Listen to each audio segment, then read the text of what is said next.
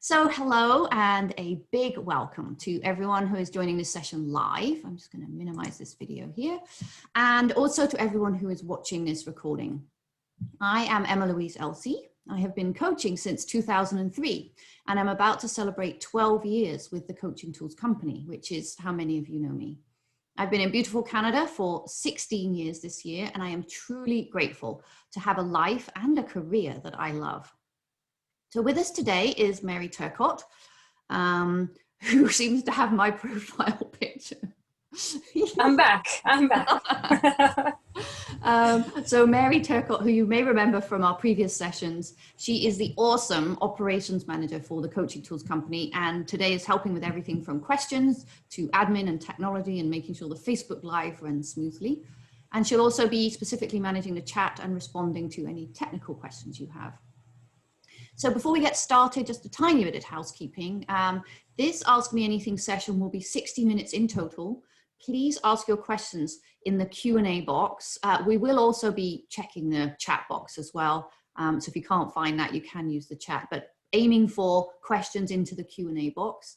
And if you're joining us on Zoom, just move your mouse or tap your smartphone screen to see the black, it's usually a black menu bar, and access those Q&A chat boxes there. Okay, so it's interesting. We're with COVID now more than ever, we need techniques to help us coach online and coach groups. It's such a relevant skill right now. So I am thrilled to reintroduce you to Jennifer. Jennifer Britton, I have known her for a number of years. I think it goes back as far as 2011 when I first attended a group coaching webinar at my local ICF chapter.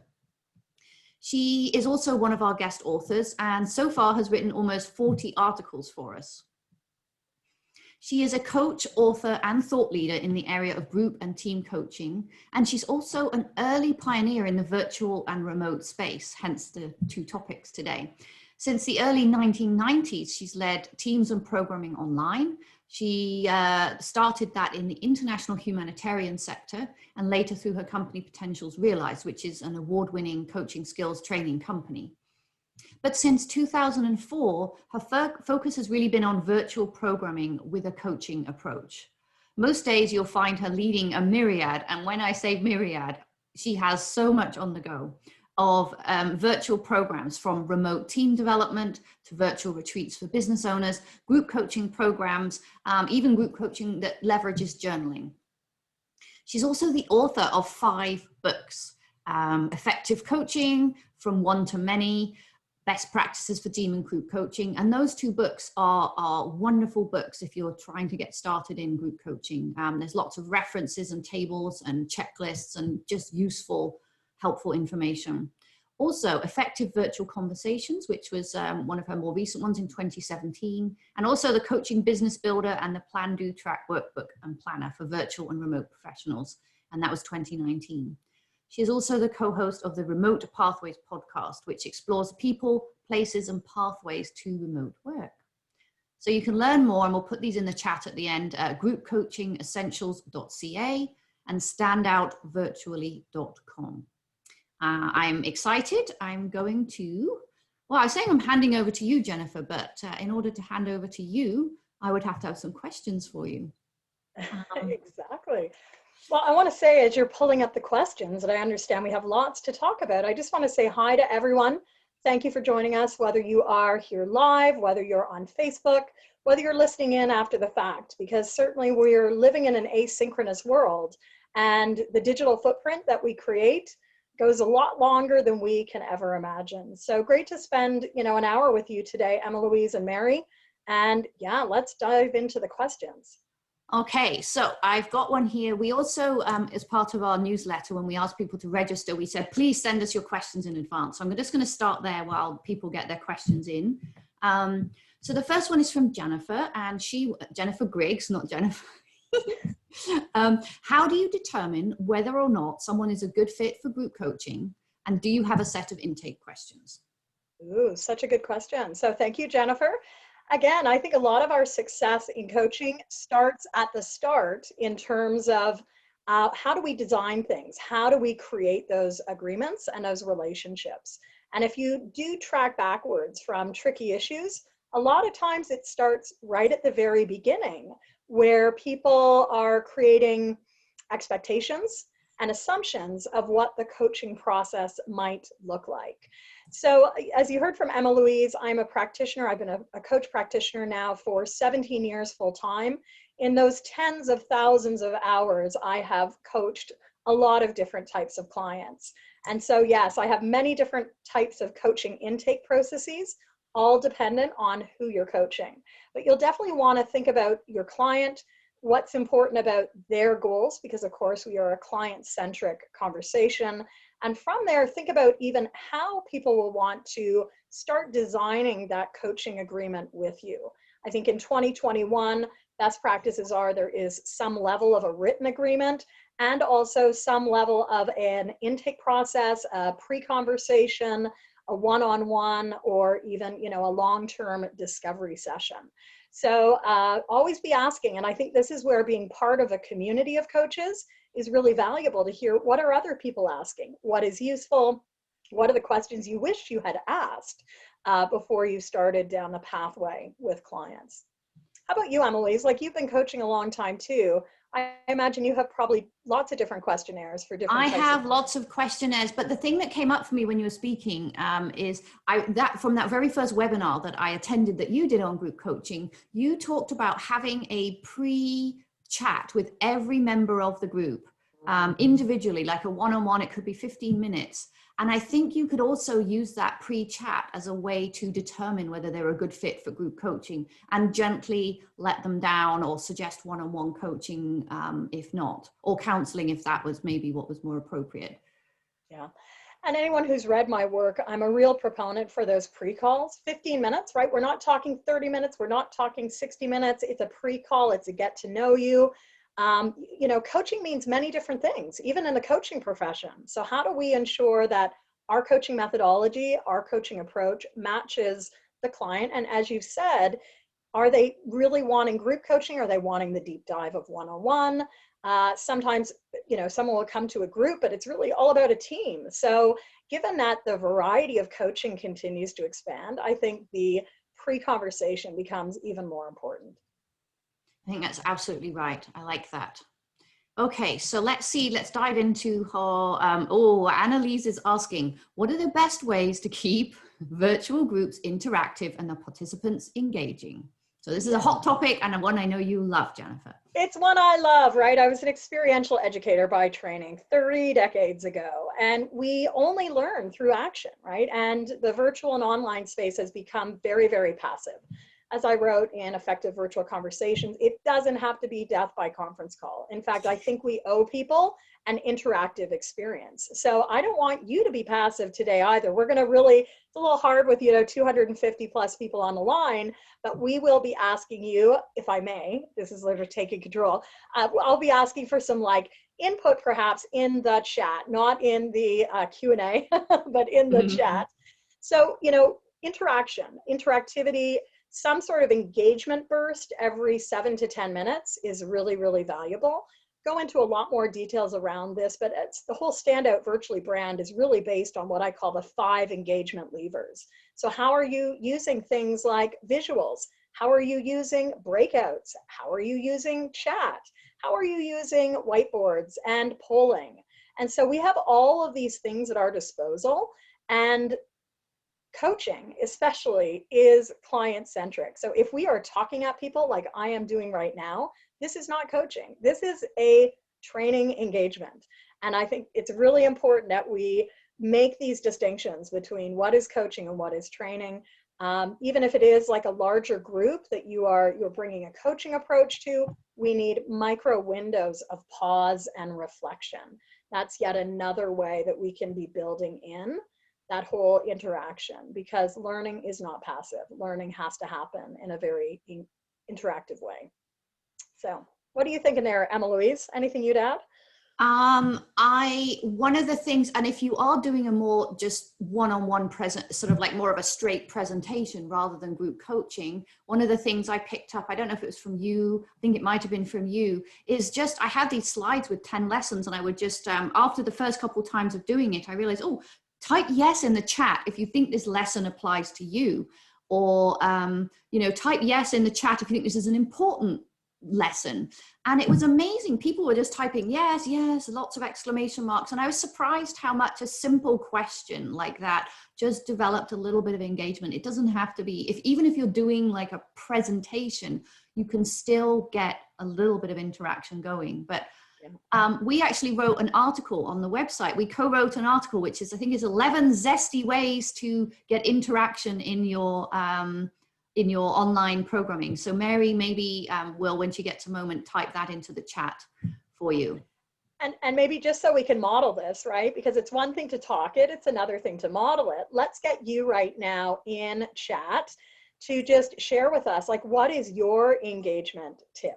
We've all been in the Zoom world for the last 11 months, right? So you've got tips as well. And I have to say the back chat that happens in a group call and a group presentation is really quite powerful. Everyone's doing something a little bit different, so we can all learn from each other. So I see Anne has said, I use polls. We've got Jay saying Mentimeter.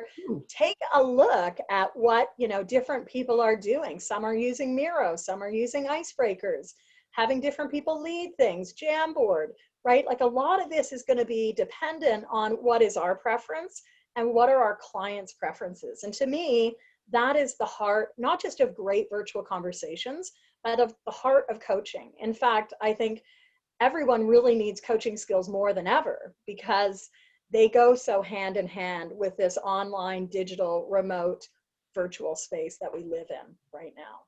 Yeah, I really love that idea that of getting people to share their wisdom in the group. What better way to feel engaged than to feel that you have something to say and that other people get to enjoy it and share, and you get to see what everyone else is sharing. So I think that's wonderful. That's a lovely, and I'm just seeing some of the Mentimeter came up a lot. Do you know what Mentimeter is, Jennifer? Yeah. So Mentimeter is one of the many polling functions. Again, if you've been with me, you may have been in other presentations. It can create a word cloud. So it's something that you'd set up before the call, and you have options to do pie charts or word clouds.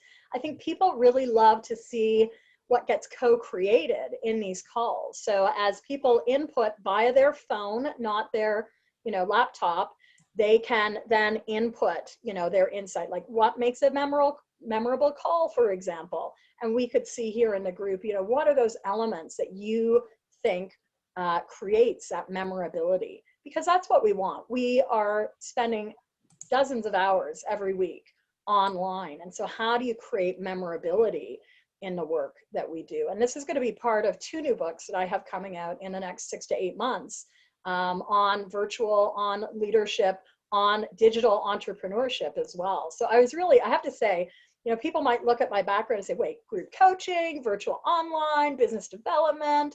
But you know what? We really, in this virtual space, we can move from location to location very quickly, and client group to client group. So next question, Emma Louise, let's go and keep looking at the chat. Yeah, I was just wondering, Mary, whether there are any questions that you've been seeing that you'd like to share. Yeah, I saw a great question here from Simon asking, what are topics or situations you would never coach on in a group coaching setting? Ooh. Not coach on in a group coaching setting. So I think one thing that's important to note, first off, Simon and everyone, is like, what is our range as a coach, right? Like, each one of us as coaches has areas that we feel very confident and have experience taking people into. And it's, there are boundaries, there are parameters at which you would not want to do that. I think the beauty of groups is that it's a breadth, right? It's a width, it's an expanse. And there are always things that in a group go better when you take a deep, deep dive. So many of my programs have always been hybrid. We may have a bi-weekly group coaching call, and then maybe once a month, or it might be more frequent depending on where you are with your workload. You might be doing a one-on-one. And so I think, it's not a rule of thumb, but you do want to check with the group and really look with the group, what is the common ground? And then what are the areas that are more individualized in nature? So I would say it's less about what are the areas that I would never go into versus what are the areas the group needs and has as common ground to really find it of benefit. Because with group coaching, you really want to work to the common denominator within the group. In order for the group to get traction, it's really quite key for there to be enough similarity around what people are working on. And so for things that might be out of that ambit, that's where I see one-on-one work, maybe even peer support. So we could also have peer support happening in different ways as well. What do you think, Emma Louise? Any insights on this one? Do you have a never coach certain areas? It's interesting. I've just been writing a user guide for the last toolkit that I don't have a user guide for. And there's a couple of exercises in there. One is around what am I really disliking at work at the moment. And there's another one, I'm trying to remember what it is, but they're kind of things where it could get sticky if you're coaching a team of people. So where people already know each other and you're saying what you really don't like at work at the moment, what's really a challenge, that could well be a person or a situation that's caused by someone. So it's just to be aware of some of those questions you're asking and the position you might put people in when you, and confidentiality, which actually could lead us into the next question. So there are some questions and areas you don't go into. You don't want to put people on a spot, make them feel awkward or share more than they're comfortable sharing, especially if you're coaching a team, a slightly dysfunctional team. So that's the only thing that I could think of. Other than that, yeah. Yeah, and you know what, and there's Kevin's just put a great, sort of standard baseline question. If you're trained as a mental health first aider, but you're giving a coaching session, can you switch from coaching to mental health, or maybe it's coaching to consulting, coaching to training, coaching to facilitating, right? I think we want to be very clear in any conversation. What are we offering in this instance, especially if we wear multiple hats? And in the Zoom environment or the Teams environment, it really gets it's very fluid. And so again, we need to know what our boundaries are. Back to sort of what I said, we all have range. And that goes back to our first question today, is like agreements. What have we agreed together in whatever format there is? Most, if not all groups that I work with, it's not an open enrollment, right? If it's an open enrollment and people are coming and going, really from a pure coaching engagement standpoint, we need to redesign then our agreements on how we're together and what the boundaries are of our work together. Also, it's not going to build enough trust to really go into the deep waterline of belief systems, mindset, etc. So there are definitely, a lot of this comes back to structure. And because the world of groups is so large, I would encourage each one of you to really be taking what we're talking about today from the mindset of your work, your perspectives, your philosophies, as well as what's needed by your client, because it's not a one size fits all, that's for sure. Okay, so that leads us nicely into something I've seen coming up a couple times, and also is one of our pre-questions from Pierre, which is, he's noticing that there's a shift. He wants to, especially in the corporation, to move more from group one-on-one to groups. His question is, how do I handle confidentiality in the group? When matters arise that are confidential, how do I take it offline? How do I manage that confidentiality in a group situation? Mm-hmm. So once again, it's got to go right at the front, right where you start. As a group, you need to determine, what does confidentiality mean? So does it mean what is said in a room stays in the room? That's sort of like the tweak of the Vegas rule. What gets fed forward to supervisors, sponsors, or others in the organization? That's actually contingent on the coach doing work in the contracting phase, even before you start coaching, to really have dialogue around what gets covered, what gets fed through in the coaching range. Otherwise, we will find ourselves in very murky ethical waters, because confidentiality is at the heart of the coaching conversation. And so again, this is where, you know, being part of a community, whether you're in a community with corporate coaches or group coaches, it's useful to talk through, you know, like, what are the tricky issues you've experienced? Because we've all had them. And I've learned through the years, you know, like, contracting and agreements are everything. I'm so glad we started here today, because you cannot roll it back, right? It's always easier. And this was like a leadership mantra I lived from. Yeah. For more than 15 years when I led teams and programs and people. It's very easy to expand out, but you cannot constrain in when you're working with people. So stronger focus on process early on can lead to a lot more trust and connection, and then we can loosen up. But if I come in really wide and everything's possible, we're going to find probably that there's some real murk zone in that range. Yeah, and trust builds, right? So you can keep it sort of fairly tight in the beginning, and as people begin to trust each other, then you can open up. Yeah, but trust erodes quickly too, right? I think we always want to remember that as well. It's not, unfortunately, it's not a static thing. And in groups and teams, you know, very dynamic. I would also say, as much as right now it's like, oh yeah, like, be a group coach, be a team coach. We all have preferences. Do we enjoy this work? Do we not enjoy this work? Do our clients enjoy being part of a group? Do clients prefer to be on their own, right? We are not all group people. Even though I live in the world of groups, you know, there is a hermit side of me, as I like to say, or a lone wolf side as well. And so different phases for different strokes as well.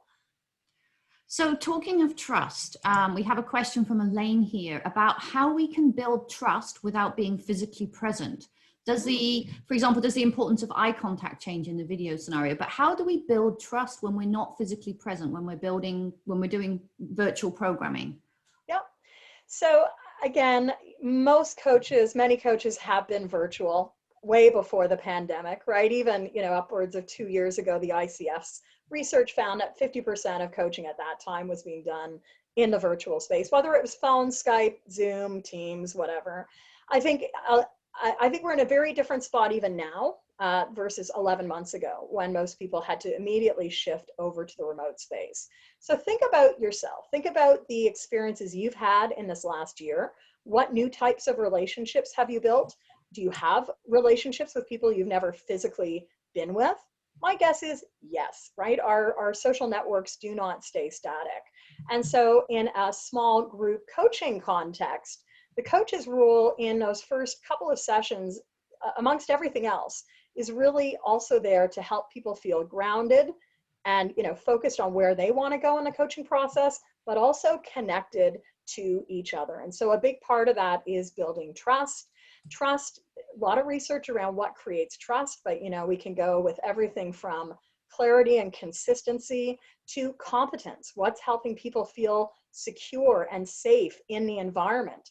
If you're not being clear on what the process is and what people can expect, that's creating a lot of uncertainty, and uncertainty erodes trust.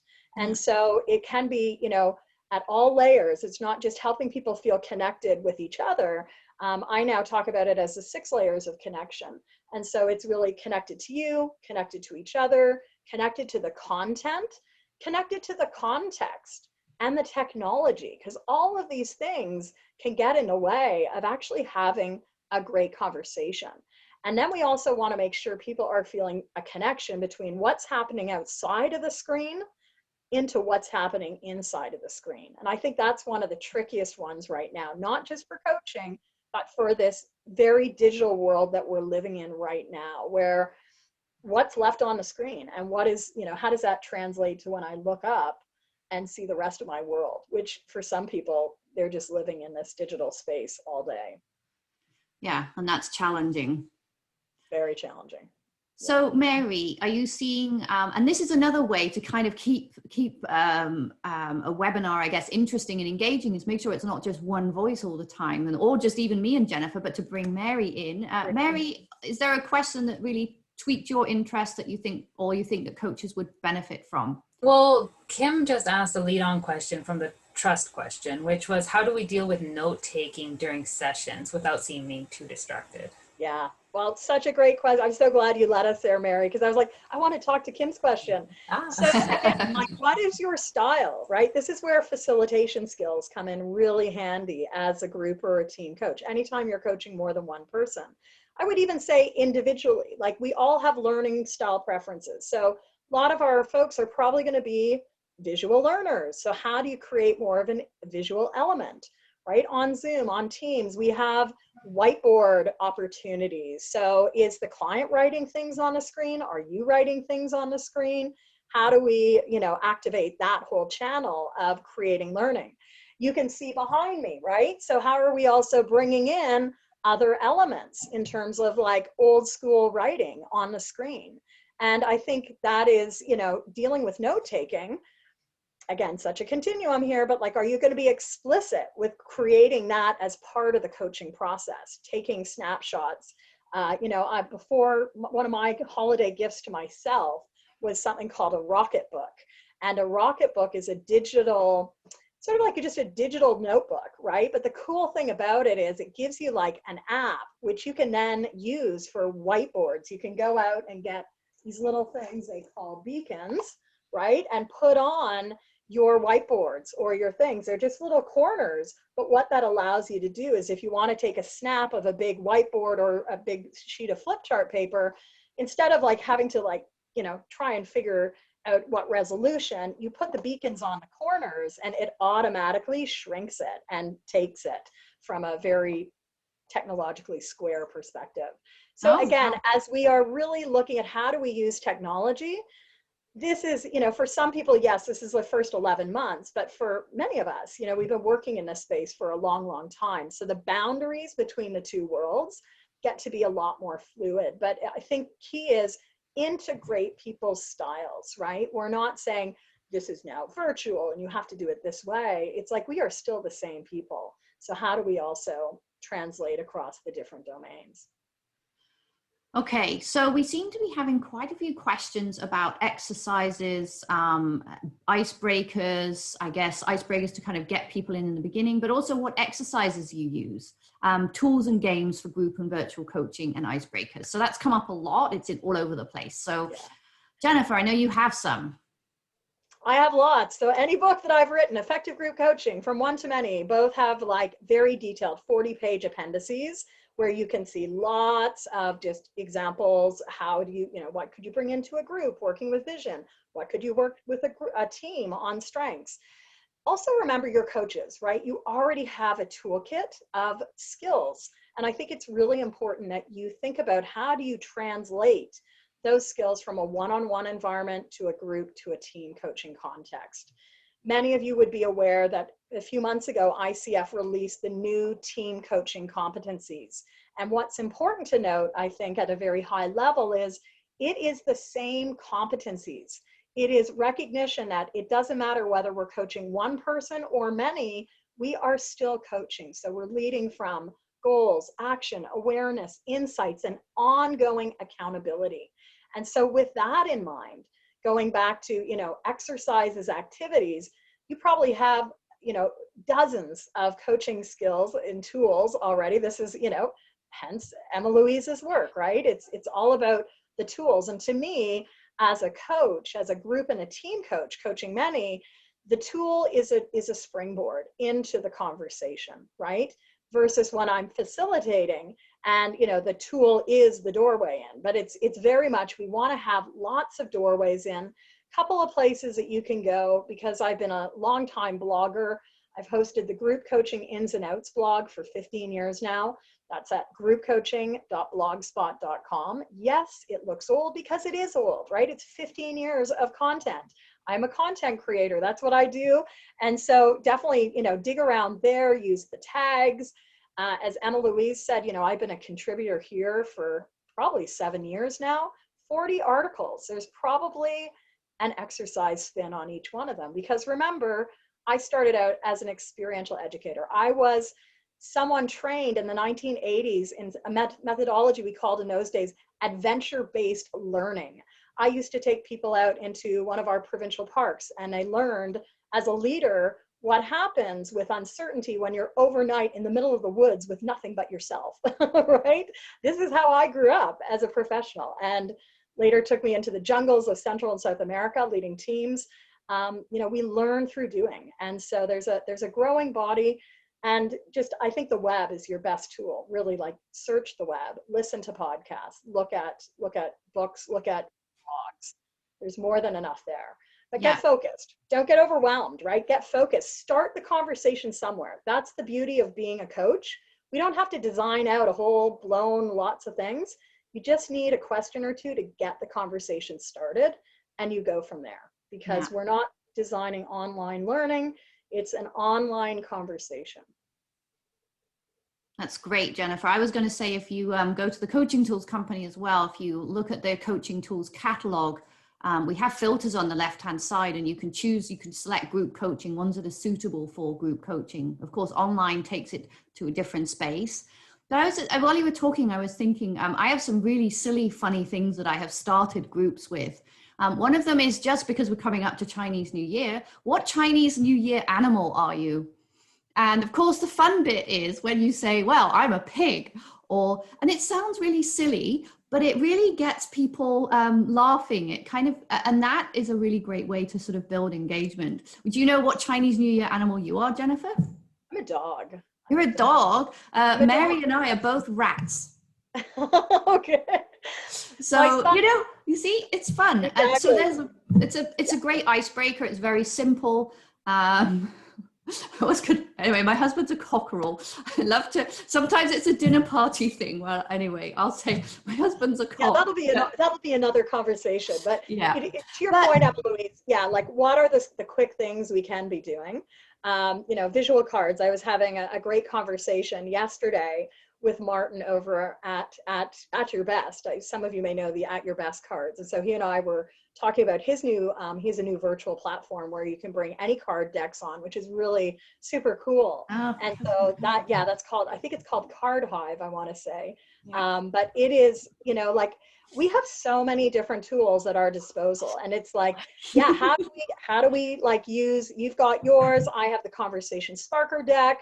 It's like, really look at like one or two things. If you're coaching every day, if you're coaching every month, like, add something new to the mix every month or every quarter, get really proficient at using that, and then, start with a new tool, because people love it. Like, you will see very quickly what people love and what they don't love. So we could have, a lot of people know me because I'll be like, let's pick a card. Or at the start of the year, let's roll some of Rory's story cubes and make up a story in terms of where we're going this year. So be creative. This is like the whole creative side of our world as coaches. And I remember one that you did to get engagement again was to get people to put an emoji for how they're feeling right now into the chat.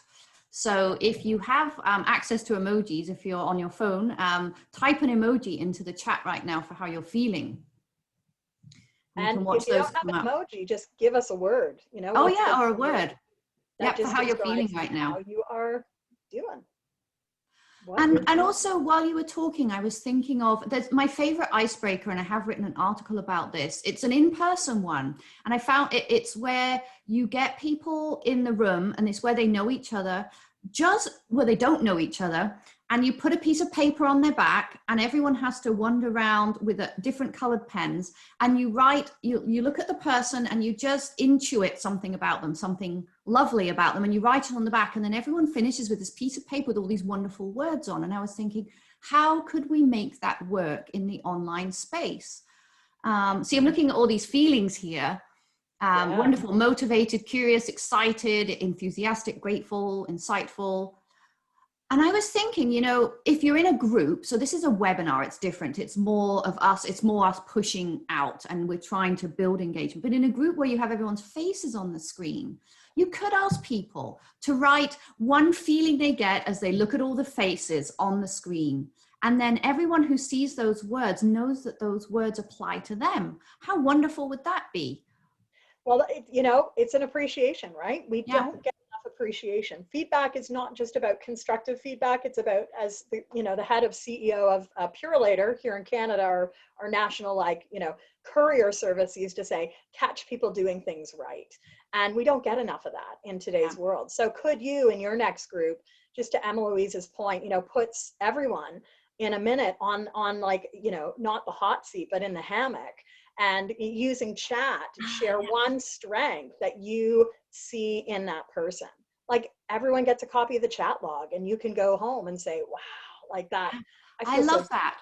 Yeah. Thank you for taking that one step further. So you'd put everyone up on screen, and so if you see, and you'd say, okay, now it's Mary's turn. I want you all to write one strength that you see in Mary. And the wonderful thing I like about this exercise, and you don't have to know each other, is you don't know this person.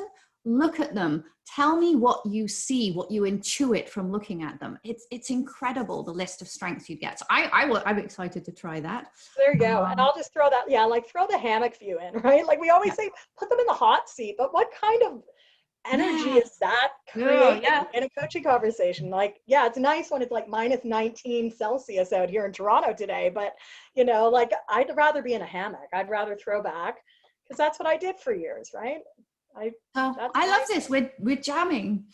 Yeah, well, we are. We're jamming. So, let's go to the next question. What else? So Mary, it's time for Mary to share a question here. All right, Mary. Next one. And we're at 107, so we've got like 20 minutes left.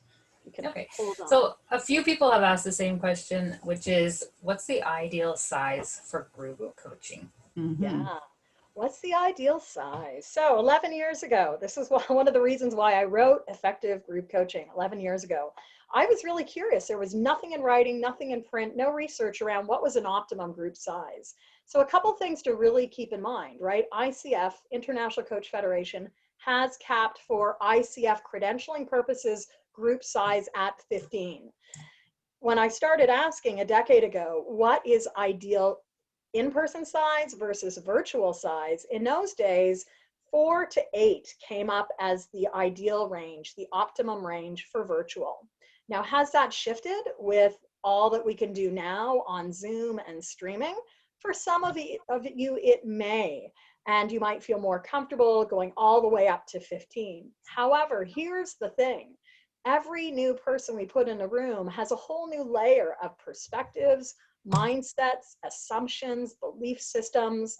And so if we really want to create tight communities, where people do know each other and aren't just like, oh, hi, I'm in this group of 15 people and I've seen Emma Louise once, and I think Mary's there, and I know the coach, but I never have talked with the coach. That's a different type of group coaching. To me, group coaching, small group coaching still is in that range of really 4 to 8, and we can build in peer processes. And when I say build in peer processes, it might be if we have a group of 15, we're using a lot more breakouts, and maybe we're keeping people in the same breakouts so that they get to know each other and aren't bouncing in and out all the time.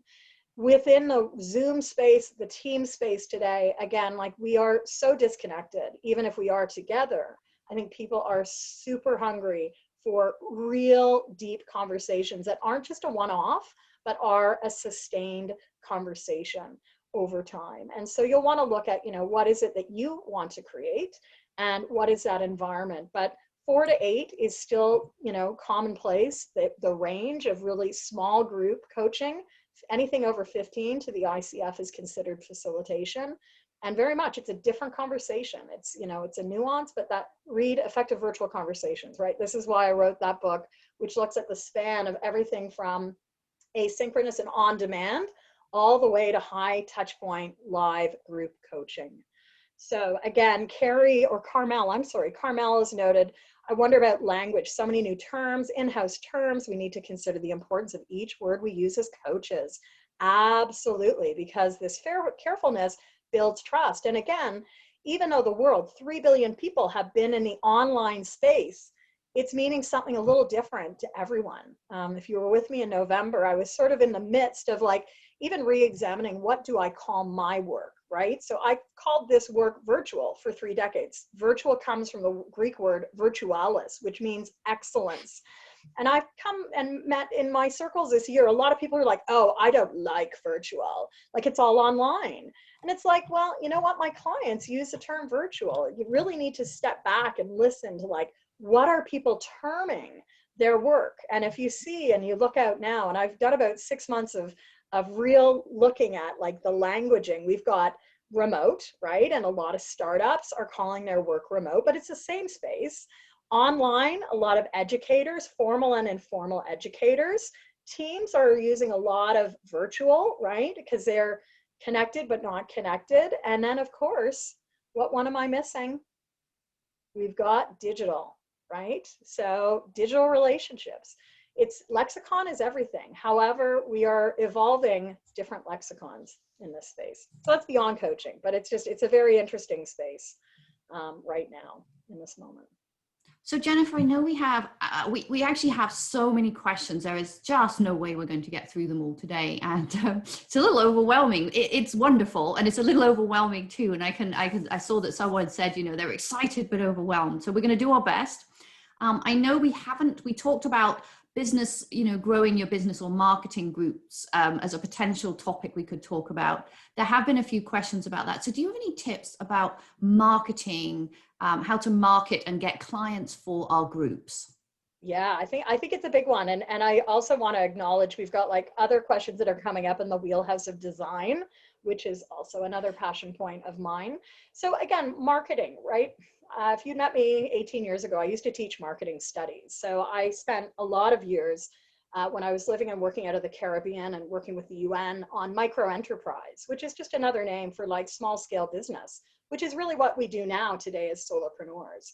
And so my whole, 20 years has really been about how do we create sustainable business that, helps us thrive through our livelihoods. I think a key piece is marketing.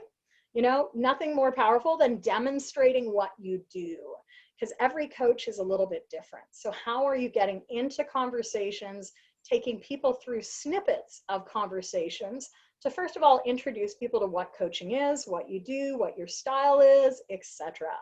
That I think is going to, speak volumes. And, in terms of getting to that point, we need to build confidence in order to do it.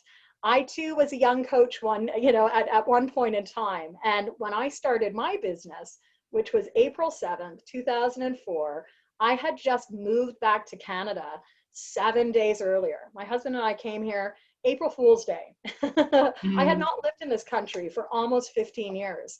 And I really had no networks at all. I worked with people all over the world, Europe, the US, like Canada was not my base, but it is my home.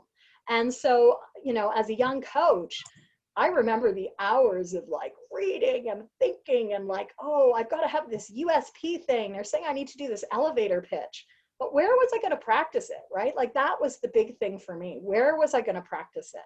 And so I really have seen in my work, it's been about going out and creating experiences where you can have the conversation and say, hi, I'm a coach. I do this. Like, hi, I'm Jen Britton. I work with groups. I help people connect, I help business owners connect with each other so that they can figure out new ideas and solutions for where they're going in business. That's still pretty generic, but even in our context today, it's like, hi, I'm Jen Britton. I'm an experiential educator and I want to help you identify what you have in your toolkit so that you can scale your coaching conversation to more than one person.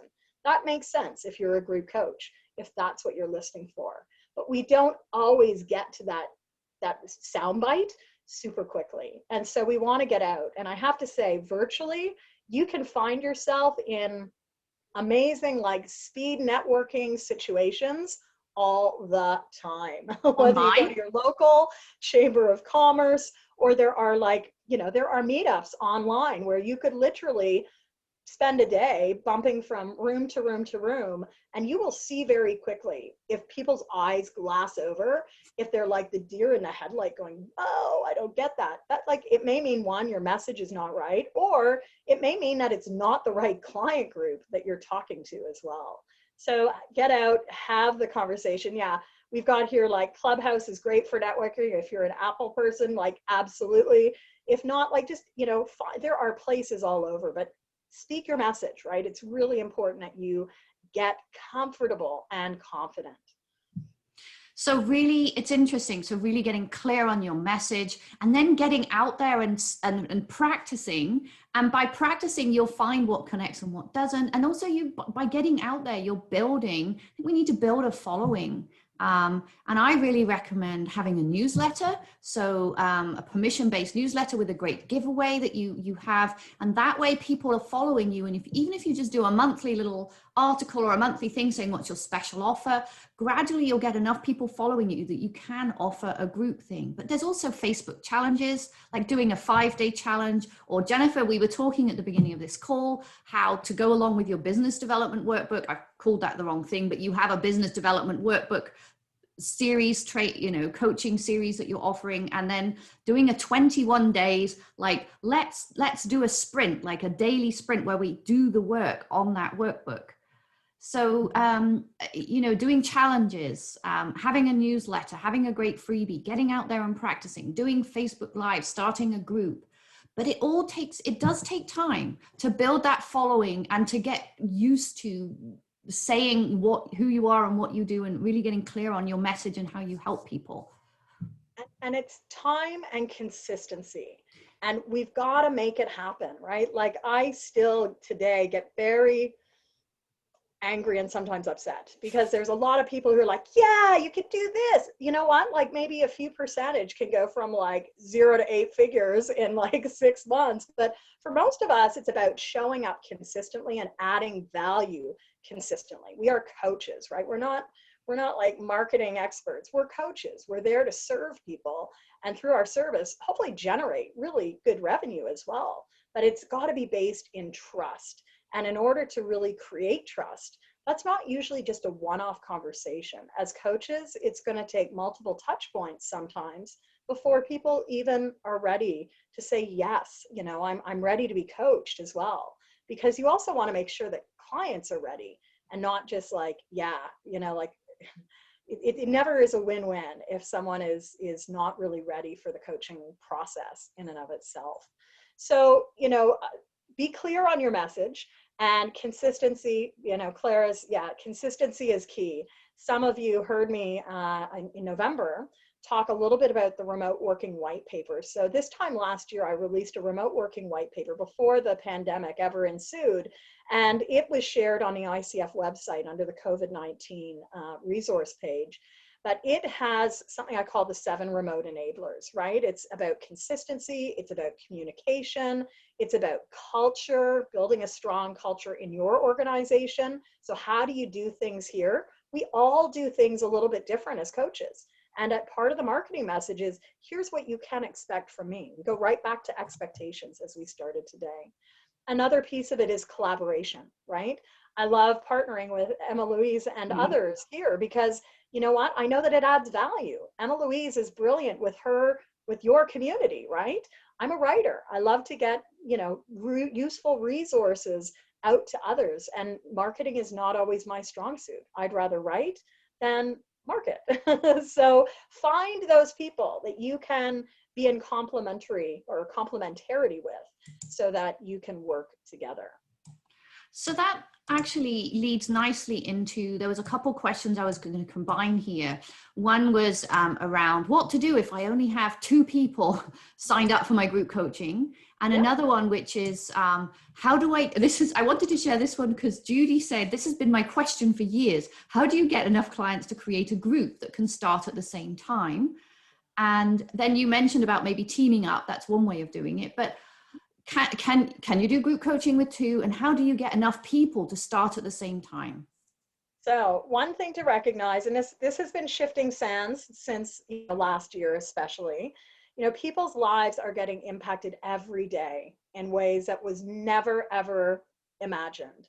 And I have seen month after month, even in my very established business, people being touched by COVID, by deaths, by everything. And you know what? Sometimes you do have 5 people ready to go, and the next day, it's down to 2. But here's the thing to remember. There's always value in a conversation. And while it's your choice, chances are other people will find you in the next week or 2. It's a really different space to market and run virtual programming in right now. What the next iteration may look like, I'm not even going to guess, because we have no idea what's really around the corner. But very much, you'll want to think about it. I have always, again, going back to philosophies and values, for me in my business, I have the water drop as my logo, and it's been that way for almost 18 years now. My work is all about creating impact. It's what I did for the United Nations. It's what I've done around the world. And in this last 18 years, it's been about impacting people in a virtual sense. So whether it's one or whether it's 1,000, it's still a valuable use of time. And usually, especially virtually, there's no overhead. It's not like you have to go out and spend, like here in Toronto, I was laughing with someone who had come to Toronto 5 years ago, and they were part of an in-person program. And, for like $1,000 a day, I could rent a little room in the basement of this like downtown hotel. We could hear the subway going by, but it was $1,000 for like one day, and it was a 5-day program. And so we were laughing, and she's from the US, and she's like, you know what? I'm just so glad that I came. It didn't matter what the room was, like we had such a good learning experience. And so you do want to think about what is that learning experience that you want to create as well. And what do you feel comfortable with?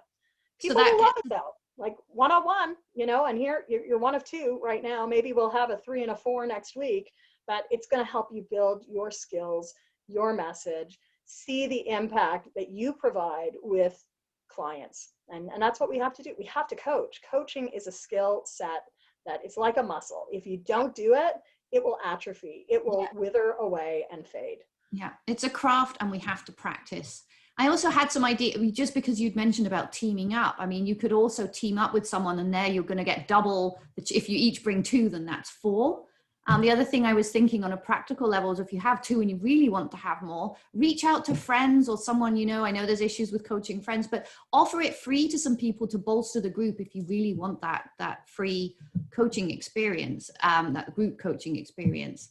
And then, So Mary, are there any questions about, I know Jennifer mentioned program design popping up quite a bit. Like, how do you, what do you offer as group coaching? Like, what questions do you see that you can use? We probably have time for 1 or maybe 2 more questions. Well, one question I thought was very interesting from Howard was wait. I see it here. So I'll just see it? Find it again. What's your guideline for the amount of time of prep? Yeah, exactly. Yeah. So how much prep time do you need for a 60-minute coaching session? So I'm reading that, Howard, as like a 60-minute group coaching session. So again, I've been involved in instructional design for 3 decades now, right? I used to design disaster management programming, educational curriculum all over the world for governments. In group coaching, I want to take us back to like keeping it simple, right? We are coaching. We are not designing e-learning. We are not designing training. A lot of those metrics, we're looking at a 40-to-1 ratio, right? Like that is the reality of like e-learning today. However, in group coaching, there are going to be some hours, right? And for some folks, depending on how experienced you are with coaching, it's more about helping to sort of laser into what type of conversation are we having. If you listen back to the conversation I had in November with Emma, Louise, and Mary and the group here, I was talking about how it can be really valuable to have a weekly theme or a theme that anchors your conversation. So there's going to be some pre-work. There may be some time for you to figure out what that pre-work is going to be. And of course, you're going to have to figure out, where do we go in the time allocated, whether it's 60 minutes, 90 minutes, or other. So really think about your bookends as I write in my writing. What is the start of the coaching conversation? Are we checking in on people's commitments that they got, were involved with? And what's the end point? What are you going to do now? Because coaching is not just about, I learned something. It's about taking action on that learning. And so really, no hard and fast rule, but you may find yourself more in the range. And I, having trained thousands of group coaches, for some coaches, it could be like a 4-to-1, 2-to-1, 3-to-1. For others, it may be more like 8 hours to 1. But I think a lot of that is when people start realizing, what are the tools I have in my toolkit? I've been asked to coach a group on strengths. And so, someone newer to this is like, ooh, I've got to figure out what coaching tools I have around strengths. And then I've got to think, what do I put first so that people can come to the conversation ready to have a conversation?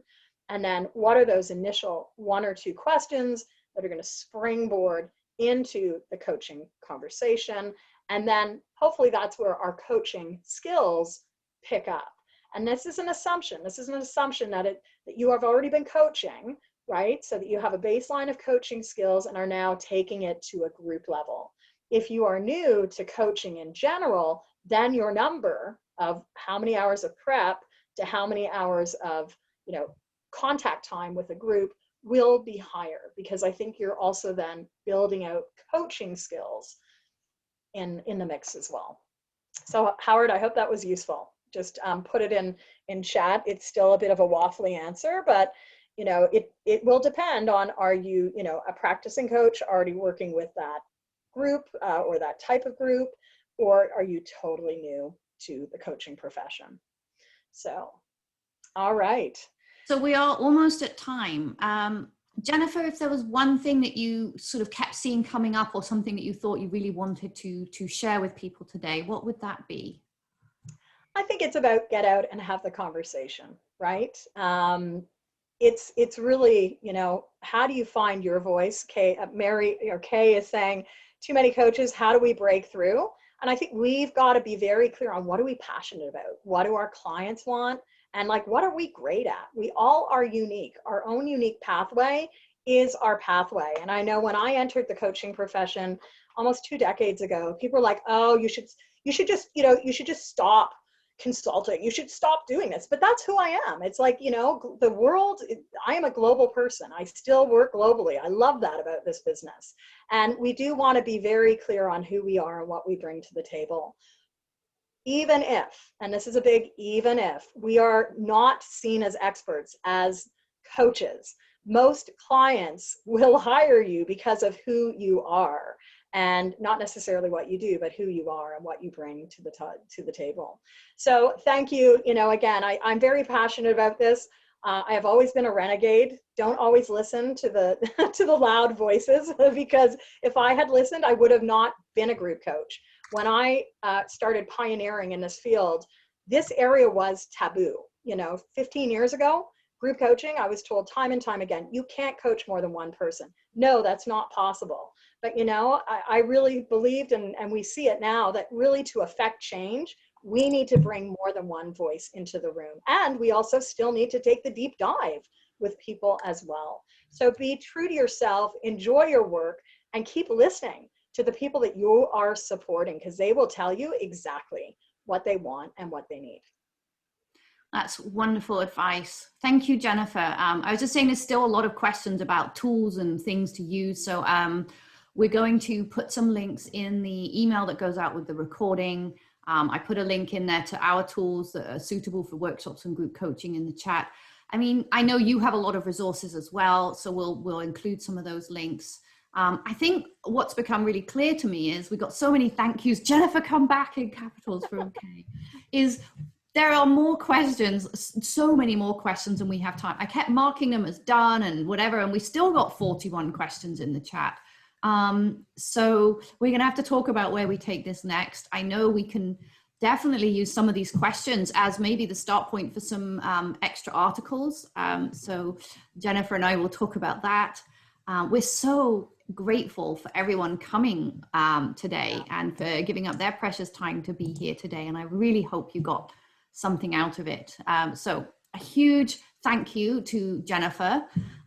It was super interesting, very practical and informative. And thank you for all the great questions. And I'm just sorry we couldn't get to more of them. I was not expecting that many questions. So there's clearly a huge area here to well, my pleasure to be here again. If I can join you again down the road sometime in 21, let's do that. And a big thank you to you, Emma Louise, and also to you, Mary. You really have created a wonderful community spot, a hub here in our world of coaching. And I think, keep up the great work, because we all need places to go to fill up our well and, get some ideas for inspiration. So everyone, thank you. Wishing you the best evening, afternoon, or morning, wherever you are in the world. Yes. Okay. And the recording will be sent out tomorrow. That goes out automatically. And just a huge thank you again to Jennifer and to Mary for all her support. and for everyone for attending and your great questions. So I wish you all a great rest of your week. We will be in touch with the next installment of Jennifer, and wishing you happiness and health. Bye, everybody. Bye. Bye. Thanks. Thank you. Take care, Emma Louise. And you, Mary. Jennifer. Bye. Bye. Bye.